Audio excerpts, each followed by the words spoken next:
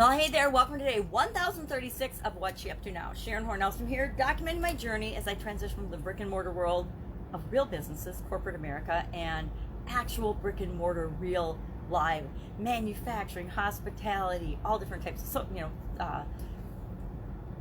retail businesses to the online world.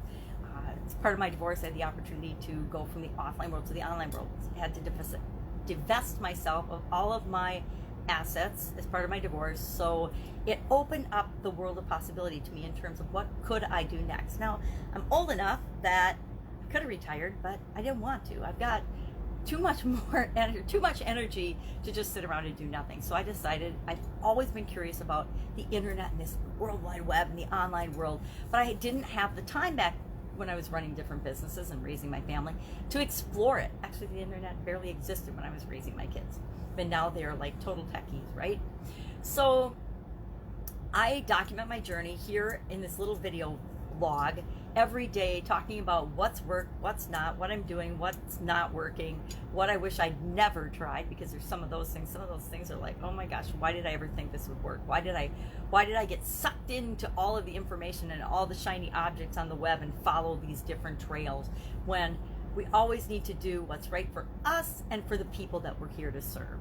So nowadays, I do videos every morning. I've got major vision problems, challenges. I'm legally blind, and so I had to find a way to communicate and continue to move forward and provide value and do what I like to do in ways that would work for me. And so far, I can still easily manage doing videos by myself. Are they awesome? Today's were terrible. I'm just laughing because I asked a question in my Supersize Your Business video, and I just ended up talking on a tangent that vaguely answered the question, but it didn't specifically 1, 2, 3 answer the question. And I'm like, I was like off on some weird tangent. I don't know what was going on. Not enough coffee yet today. So I'm not always pleased and delighted with my video, but the good thing about doing it every day is I can forgive myself for having an off day, and I can look at that and I can say, all right, this is what I did wrong in this video. What can I do to improve the next time? And by doing it every day, it just keeps me on a path of continuous improvement. But am I going to like all of them? No, some of them are horrible. Normally, I don't watch them and listen to them, but I felt like when it was over, I hadn't answered the question. And I watched it and I was like, yeah, you didn't answer the question. You talked about what you do on Sundays and all this stuff, but it didn't really specifically answer the question, how to best use Sundays to supersize and grow your business. I almost reshot it, and then I thought, nope, it's one video, it's on a Sunday. Most people aren't watching on a Sunday. I'm going to let it slip on through and knock a duck on the floor instead. So that was Sunday and different Sunday idioms was our topic of idioms for Supersize Your Business today.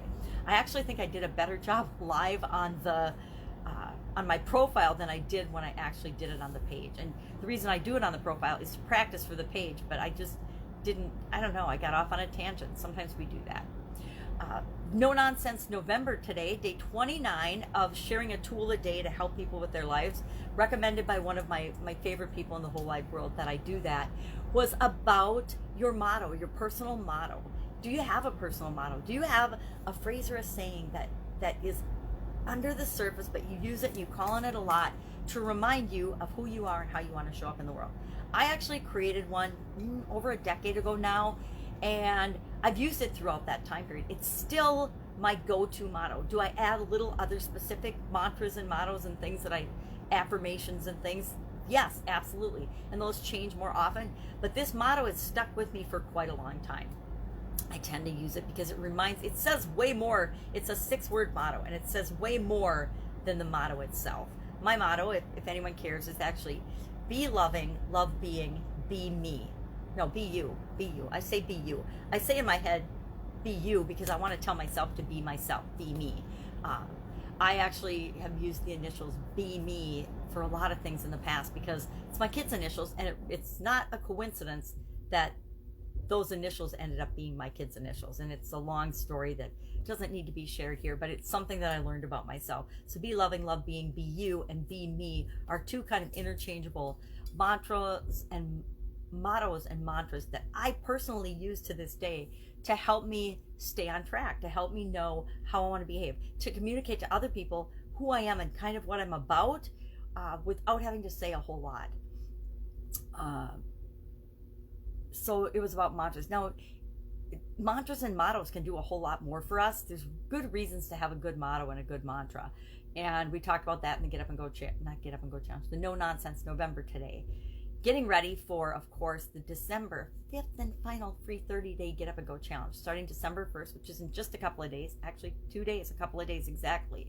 So we'll go deep into helping people to create and install in themselves and in their subconscious a framework for guaranteeing that they're always better off after a change or a challenge than before they experience that. Why? Because I want to make sure that people have a tool automatically installed that will help them filter in a positive way, positive and best for them, every experience they have, everything that happens outside of them and within them. You can use it for outside forces as well as inside forces and experiences to help you become the best and continually improving better version of yourself. And isn't that what we're all kind of here for?